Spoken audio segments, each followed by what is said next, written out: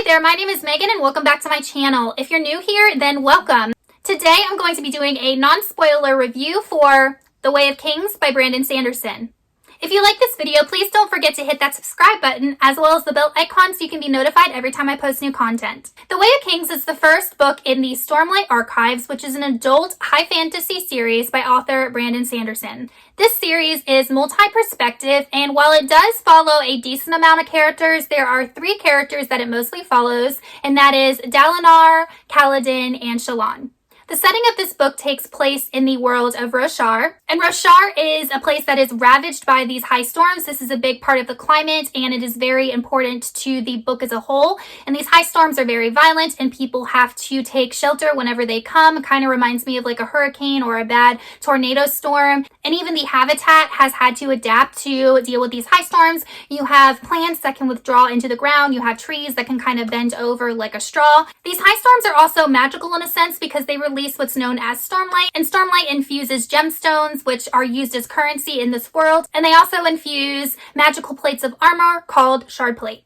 In this world, we also have different classes of people based on their eye color. So light eyes are considered more noble and dark eyes are considered a lesser class. Another interesting aspect to this world is that there are certain skills that are considered more masculine or more feminine. For example, the feminine arts are things like reading, writing, painting, music, and sketching, and the more masculine arts are things related to fighting and warfare.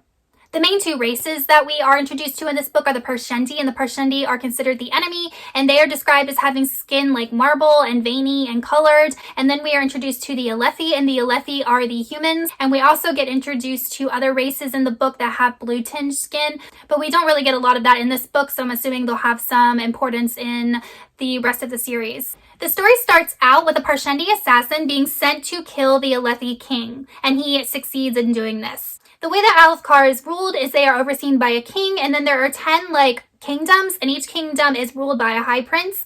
So the only way that I can compare this is in the United States, we have a president, but then we have 50 states, and each state is overseen by a governor who answers to the president. So that is the way that I think of this political setup. Now, there is a lot of division and discord between these 10 high princes and high kingdoms, and they often fight among themselves. And the king tries to rule them and placate that, but they constantly have squabbles.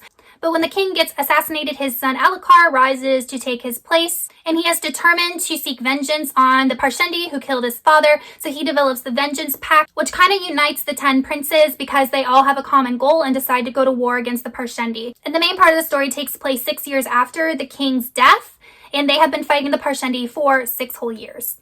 So that is the basic world building and plot of this book. I do want to touch on the history and mythology of this world because it is very, very important to the plot. This world is plagued by these cyclical wars, which include what's known as the Desolations. They are cataclysmic events that are caused by the Voidbringers, which are these beings that are trying to exile the humans to damnation or hell. And these desolations have been going on for as long as people have been keeping record of things. One of the myths that's important to this world is that of the Knights Radiant. And the Knights Radiant fought the Voidbringers during every one of these cataclysmic wars. Now, the Knights Radiant had these magical pieces of armor known as shard plate, and they also had these magical blades known as shard blade. Myth has it that during one of these wars with the Voidbringers, the Knights Radiant decided to give up on mankind. They threw off their shard plate, left their swords, and allowed the humans to take these magical artifacts up. And this day of abandonment is known as the Day of Recreance. Now, this abandoned shard plate and shard blades are actually still around today, and they are owned by a lot of nobles, and also the king, and the Parshendi, the enemy, also has some of these artifacts as well. And they use them when fighting one another because shard plate allows one to be almost indestructible, and the blades are very powerful and they can slice through everything, including stone. Now I want to talk about the 3 main characters whose point of view that we follow. The first one is Dallin R, and Dallin R is a high prince, and he is also the uncle to King Alethkar. Dallin R has a reputation of being a very, very awesome soldier. He was known as the Blackthorn, kind of ruthless whenever he went in to fight the Parshendi. But as Dallin R has gotten older, he's currently about 50. He seems to have lost his war touch, and he is starting to lose his credibility among the people and a lot of the high princes with regards to how passionate he is about fighting the Parshendi. At the beginning of this book, we also learn that Dallin R has started having these visions. Whenever a high storm approaches, he goes into this kind of catonic event and he enters these visions, and they are real events that have happened, and a lot of people think he's going crazy because of it.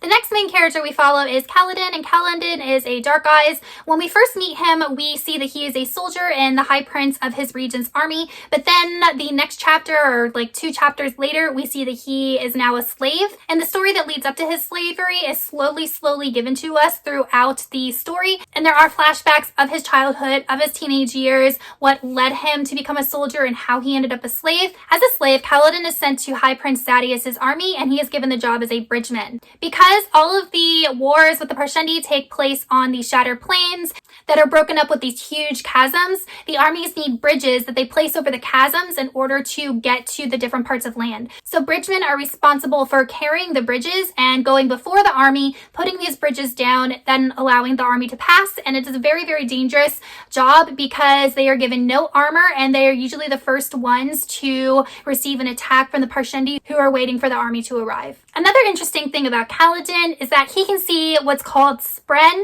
and spren, depending on the type of spren, are kind of like these pixie, sprite, fairy-like creatures, and Caledon can see one of those, and her name is Syl, and she is a wind spren. And spren aren't really like humans, they don't think or act like humans, and Syl often helps out Caledon during his time as a bridgeman.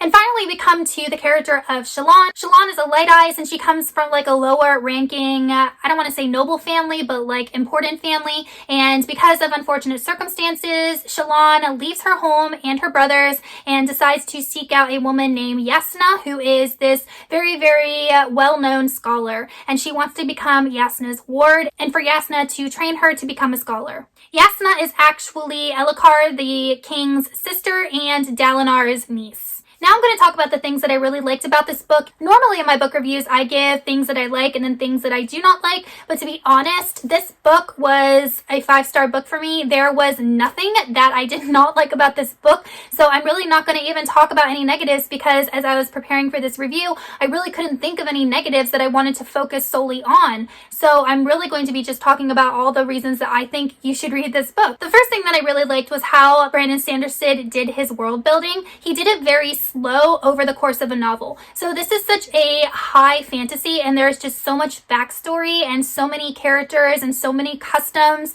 races, lands, flora, fauna. There is so many different myths and legends that he presents to the reader. I feel like if he had thrown all of it at us at one time, it really would have been overwhelming and confusing for the reader. Instead, he takes this 1,200-page book and he slowly sprinkles this information in. And he doesn't do it in a way where he's telling us everything. He does it in a way where the characters are having conversations, where Yasna and Shelana come across a text, where Dallin R has a vision. It's not always the author telling us, which can get quite info dumpy and boring. It is revealed through characters' experiences, which is just so awesome and so unique.